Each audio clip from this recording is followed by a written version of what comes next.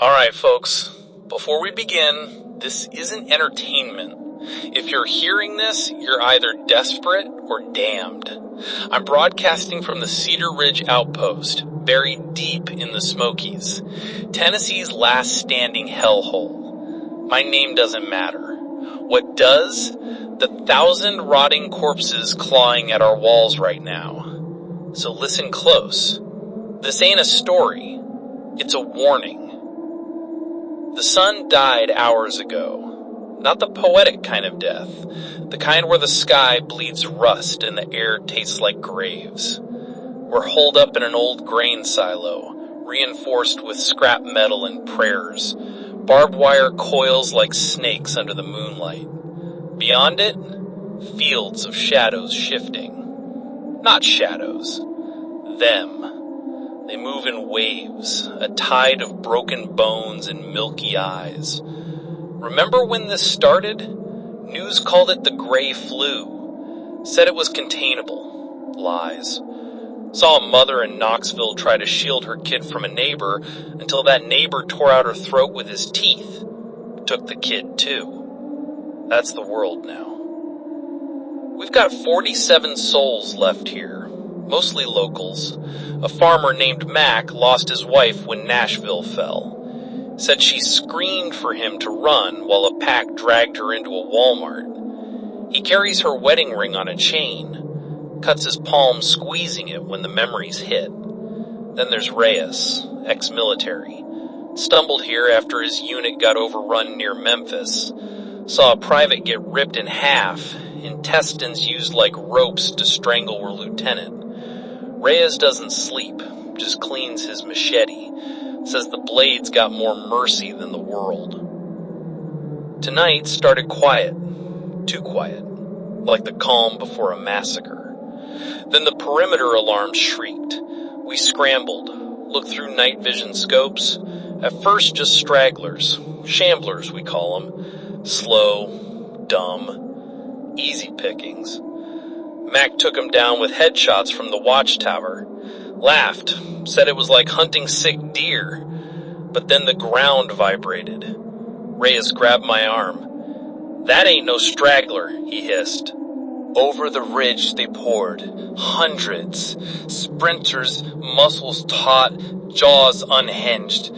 Faster than anything human. They hit the outer fence like a freight train. Metal screeched, wires snapped. One got tangled, thrashing. A woman in our ranks, Jenny, taught kindergarten before this, vomited when it tore its own leg off to crawl closer. Reyes didn't hesitate, dropped it with a fire axe. Brain splattered his boots. Welcome to the front lines, sweetheart, he snarled. We fought. God, we fought. Molotovs turned night into day. Fire licked up a sprinter's back. It kept running, skin melting like wax, until Mac blew its skull apart. But they kept coming, climbing over their own dead. Heard a kid, couldn't be older than 12, sobbing as he stabbed one through the eye with a screwdriver.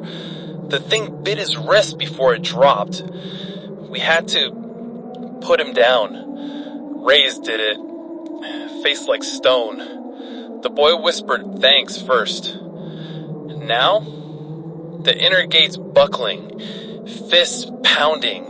Metal groaning. They're stacking corpses like sandbags to reach the top.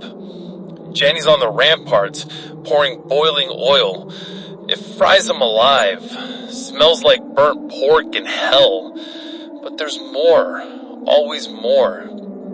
And in the distance, something's hurting them. Bigger. Darker. Moves like smoke. Not a sprinter. Something new. I'm down to my last mag. Mac's bleeding from a gas on his temple. Reyes is out of Molotovs. We're shouting for backup on every frequency. Nothing but static. So if you're out there, National Guard, militia, anyone with bullets and balls, we're at mile marker 77 off Highway 321. Coordinates embedded in this signal. Bring fire, bring fury, because if you don't, by dawn Cedar Ridge falls, and Tennessee burns. They're inside. God almighty, the gate's gone, torn clean off its hinges like tinfoil. The courtyard's a slaughterhouse. Floodlights flicker, casting hellish shadows as the dead pour through the gap. That pounding? It's inside my skull now. And theirs. They're everywhere. Jenny's boiling oil did little. It just slowed the first few. They came over the wall like spiders, climbing the corpses of their own. Saw one, missing half its face, jaw hanging by sinew, scramble up a pile of charred bodies Jenny tried to cook. It lunged for her. Mac took the shot, dropped it 6 inches from her boot. Jenny didn't scream this time, just picked up the fire axe Reyes dropped earlier, swung it hard into the neck of another crawling towards Mac. Didn't get it all the way through, had to stomp on the head until it stopped moving. That kindergarten teacher? She's gone. Something colder took her place. Reyes is a whirlwind, machete flashing in the stuttering light. He's not aiming to kill clean anymore.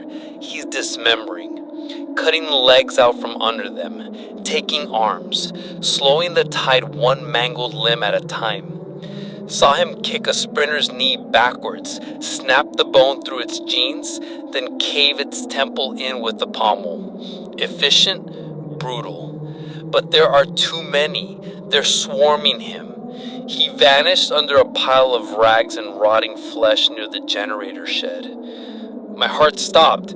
Then the pile exploded, resurged up, covered in black gore, roaring, swinging the machete in a wide, desperate arc. Bought himself 3 seconds, bought us 3 seconds. Max bleeding bad. That gash on his temple's a river down his face. He's firing his hunting rifle one-handed, the other clutching that wedding ring chain like a lifeline. Saw him empty his last round into a shambler dragging itself towards a wounded woman. Sarah used to run the general store. Took its head off clean. Then a sprinter blindsided him. Came out of the smoke near the burning oil drums. Slammed him into the silo wall. Mac's rifle clattered away. The thing had him pinned, jaws snapping inches from his throat. Mac jammed his forearm into its mouth. Bones crunched. He screamed, but he held it. With his free hand, the hand holding his wife's ring, he grabbed a screwdriver from his belt. Not even looking, just stabbed upwards. Again and again, into the thing's neck, its ear, its eye socket. Hot, thick blood sprayed his face. He kept stabbing long after it stopped moving. When he finally shoved the corpse off, his arm was mangled. He just looked at the ring, covered in filth, and let out a sound, like an animal dying inside. We're falling back, or trying to. It's chaos. Screams cut short, the wet, tearing sounds of people being pulled down, the awful rhythmic chewing. We've lost the courtyard, retreating to the silo itself. The heavy steel doors are our last barrier. Reyes is holding the narrow alley leading to it, a bottleneck, but it's collapsing. He's using bodies, theirs and ours, as cover, firing a pistol now, shots deafening in the confined space. Saw the kid, Tommy, 15, help Mac farm, try to drag Sarah towards the silo door. A sprinter leapt from the roof of the generator shed, landed right on him. Tommy went down hard. Sarah screamed. The thing ignored her, fixated on Tommy, ripped his belly open with claw-like hands. Tommy was still alive, trying to push his own insides back in, when 2 more fell on him. Sarah just stood there, frozen. Then she ran. Not towards a silo, right into the main horde near the shattered gate. Gone in seconds. We're down to 20, maybe less, crammed into the silo's ground floor, barricading the door with anything left: toolboxes, sacks of grain, a rusted tractor seat. Reyes is the last one in. He slams the heavy bolt shut just as something massive thuds against the outside. The whole steel door buckles inward. Dust rains from the ceiling. That's when we saw it. Through the reinforced slit window. The thing moving like smoke. It's not smoke, it's flesh, but wrong. Taller than the rest, maybe 7 feet. Skin like stretched, bruised leather. No eyes, just black pits. And it's directing them, not hurting anymore, commanding, pointing long, bony fingers towards our weak spots. The other dead, they obey. They stop their mindless clawing and move where it points. They're stacking bodies again, higher this time, right outside the window, trying to reach the roof access hatch. Reyes leans against a shuttering door, breathing hard. Blood drips from a dozen cuts. He looks at Mac, slumped against a grain sack, clutching his ruined arm. Looks at Jenny, face battered, axe blade chipped and dark. Looks at the rest of us, shell-shocked, bleeding, out of ammo, out of hope. His eyes settle on the ladder leading up to the control room, the radio. "We hold this door," he rasps, voice raw. "Even if it's just bones holding it shut. Mac, Jenny, get upstairs. Try the radio again. Beg, scream, offer your damned souls.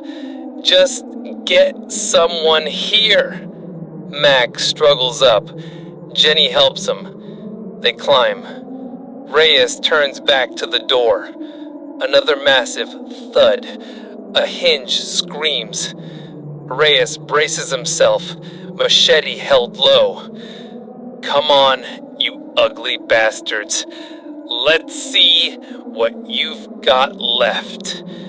Upstairs, Mac's hands are shaking too bad to work the radio dials. Jenny does it. Her hands are steady now, ice cold. She flips switches, adjusts frequencies. Static, more static, dead air. The pounding below is constant. The groans outside are a wall of sound. Mac leans into the mic, his voice a broken whisper at first, then rising into a ragged shout fueled by pain and fury. "This is Cedar Ridge Outpost, Tennessee. We are overrun. They're through the gate. They're at the door. Something new is here. It's leading them. We have wounded. We have minutes. For God's sake, is anyone out there? Anyone? Coordinates transmitting. Mile marker 77. 321. Bring fire. Bring hell. Just come." Silence. Just a static hiss and the relentless pounding below. Jenny closes her eyes. Mac slumps. Then, a crackle. Different. Clearer. A voice cuts through the noise. Calm. Too calm. "Cedar Ridge Outpost. Hold position. Assistance inbound. ETA 15 minutes. Repeat. Hold position. Inbound." The signal cuts. Mac and Jenny stare at each other. 15 minutes? The door won't hold 5. Is it salvation or a final cruel joke? Down below, the steel groans like a dying beast. Reyes shouts something lost in the din. The first cracks appear in the heavy metal. 15 minutes. An eternity at the end of the world. 15 minutes. A lifetime measured in heartbeats and the relentless hammering against this door. Downstairs, it's pure chaos. That steel barrier, our final shield, is warping inward with every colossal thud. Dust and rust flakes rain down like dirty snow. Reyes stands braced against it, boots sliding on the concrete floor with each impact. He's not just holding it, he's absorbing the blows. Sweat and blood streak his face, mixing with the grime. His machete is gone, lost in the courtyard carnage. Now, he's got a fire axe in one hand, a jagged piece of rebar in the other, a makeshift spear, dripping black. Brace! Reyes roars, the word ripped raw from his throat. The next impact isn't a thud. It's a deafening crunch. A fist-sized bulge appears near the top hinge. Daylight, sickly and gray, pierces through a fresh crack. Something wet and pale squirms in the gap. Fingers, broken and grasping. Reyes lunges, driving the rebar spear through the crack with brutal force. A wet, gurgling shriek answers from the other side. He wrenches the rebar free, dripping. That's one, he snarls, spitting blood. But the door shudders again. Another bulge, another crack spiderwebbing across the heavy metal. Upstairs, Mac and Jenny are frozen by the radio. 15 minutes. The promise hangs in the air, thick with the stench of fear and decay. Mac's mangled arm hangs useless, the wedding ring chain clenched in his good fist, slick with his own blood. Jenny stares at the flickering dials, her knuckles white on the axe handle resting across her knees. The static hiss is the only sound from the speaker now. No confirmation, no further instructions. Just a void, and the pounding below. Suddenly, the quality of the pounding changes. It's not random battering anymore. It's focused, rhythmic. 3 heavy impacts in quick succession, concentrated on the door's center. The steel screams. A vertical tear rips open, 6 inches long. Through it, a glimpse of the courtyard hell, a writhing mass of bodies, and beyond them, standing unnaturally still, it, the tall one, the commander. Those black pits seem to fix on the tear in the door. It raises one long, bone-white finger and points directly at the breach. They're focusing, Reyes bellows, slamming his shoulder back against the buckling metal. It's telling them where. Mac, Jenny, get ready, it's coming. The focus impacts resume. The tear widens. Jagged teeth of steel curl inward. A snarling face, skin sloughing off, rams itself against the opening, teeth snapping at the air inside. Reyes buries the axe in its skull with a sickening thwack. He doesn't retrieve it, grabs a sledgehammer leaning against the wall, swings it like a piston at the next face that appears.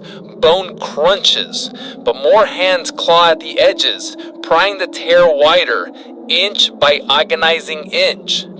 Then The unthinkable.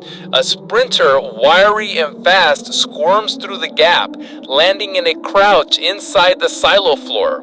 Reyes is instantly on it, sledgehammer descending. But before it connects, another squirms through. Then another.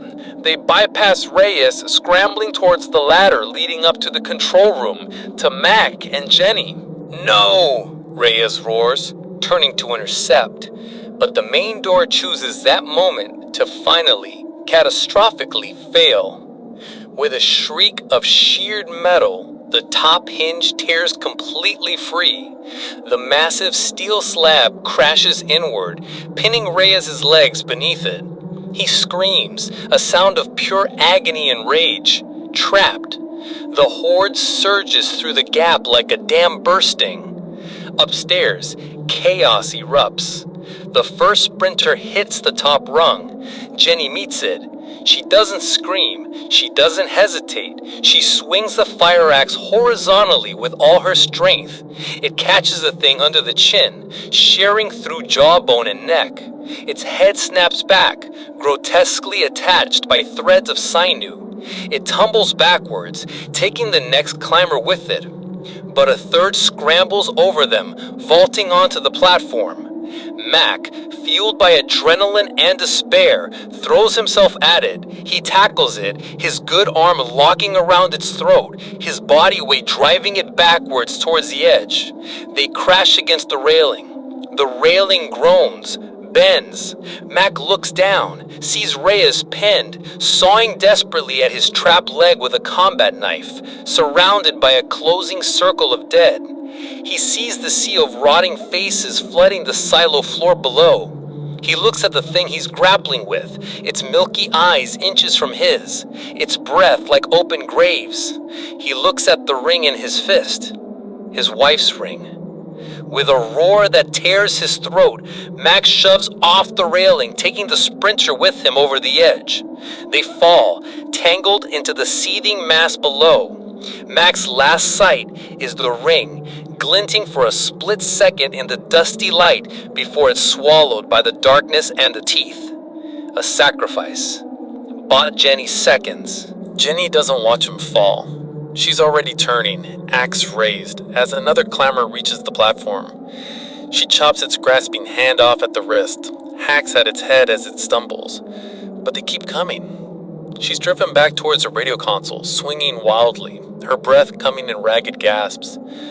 Below, Reyes has cut himself free, but he's surrounded. He fights like a demon, sledgehammer swinging in wide, bone-shattering arcs. He clears a space, a circle of broken bodies, but he's bleeding from a dozen new wounds, his movement slowing. He looks up, meets Jenny's eyes across the carnage. He gives a single sharp nod. Then he turns, roaring, and charges into the thickest part of the horde, towards the shattered doorway, towards the tall commander still standing outside, directing the slaughter.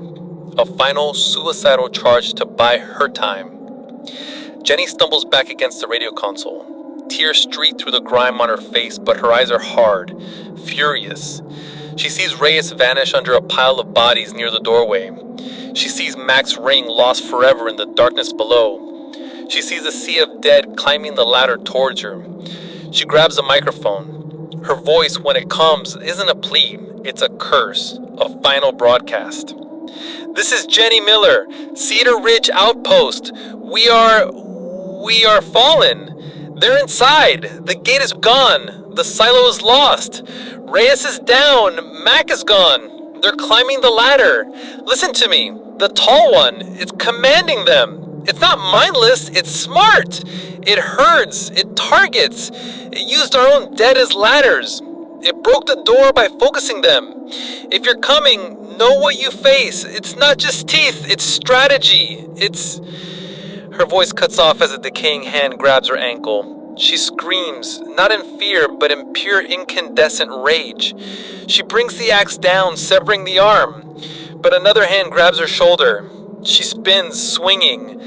The microphone clatters to the floor, still live. Through the speaker, over the snarling and Ginny's furious guttural cries, over the wet sounds of struggle, a new sound emerges. distant at first, then growing rapidly louder. Not gunfire, not engines. A deep, rhythmic thumping, like monstrous wings beating the air. The sound vibrates through the silo walls. Even the dead seem to hesitate for a fraction of a second, their milky pies turning upwards towards the roof. Suddenly, a blinding light spears through the high-slit windows of the control room. Not sunlight, harsh, artificial. A spotlight, then another. The thumping is deafening now, shaking the very foundations. Dust cascades from the ceiling. Through the window, Jenny, still fighting off the climbers, sees it, hovering low outside. A massive dark shape, angular and menacing. A military-grade tilt rotor, blades churning the air into a hurricane. Hope? Rescue? Jenny gasps, a desperate sound. She kicks another climber back. The spotlight fixes on the silo, then sweeps down, illuminating the courtyard, the sea of dead, the tall commander standing untouched amidst the chaos. The commander tilts its head, those black pits staring directly into the blinding light. Then the radio crackles back to life. Not static. That same, calm, chillingly clear voice from before. Amplified, echoing slightly through the silo speakers over the din of the rotors and Jenny's struggle. Cedar Ridge Outpost. Containment Protocol Alpha Zero now in effect. Perimeter is secured. Aerial sterilization commencing. Hold position. Do not attempt egress. Repeat, do not attempt egress. Quarantine is absolute. Sterilization. The word hangs in the air, cold and final. Jenny freezes, staring at the hovering machine, at the spotlight pinning the commander. She understands. They aren't here to save survivors. They're here to burn it all, to erase Cedar Ridge, and everyone still inside. The commander raises his hand, not pointing now, but almost beckoning towards the aircraft. A guttural sound, like rocks grinding, emanates from it, vibrating through the floorboards. The dead surrounding the silo stop their assault on the walls. They turn, as one, towards the source of the light and the thundering noise, towards the new threat. Jenny looks down at the microphone on the floor. She drops the axe. She lunges for it, grabbing it, dragging it close as decaying hands close around her legs, her waist. She ignores them, ignores the teeth sinking into her shoulder. She stares out at the hovering death, at the commander below, at the ruins of the outpost, and pours every ounce of her fury, her despair, her final warning into the mic. Don't trust the signal. Don't trust the quarantine. They burn everything. The tall one, it knew they'd come. It's using us, using you. It's not over. It's just... Her voice could soften a wet, choking gasp. The microphone drops, hitting the floor with a final hollow thump. Outside, the first incendiary shell screams down from the tilt rotor, impacting the center of the courtyard with a world-shattering whump. A fireball erupts, engulfing the commander, the dead, the fallen, Reyes, Mac, everything. The light through the window turns hellish orange. The structure shudders. The transmission cuts out. All that remains is the roaring fire and the fading, rhythmic thump of retreating rotors. The Cedar Ridge outpost falls silent. The signal dies, but the warning, the desperate final truth spat into the static, that echoes out into the void. A last dispatch from the Tennessee ashes. The real emergency broadcast wasn't the plea for help. It was the scream into the fire. Remember it.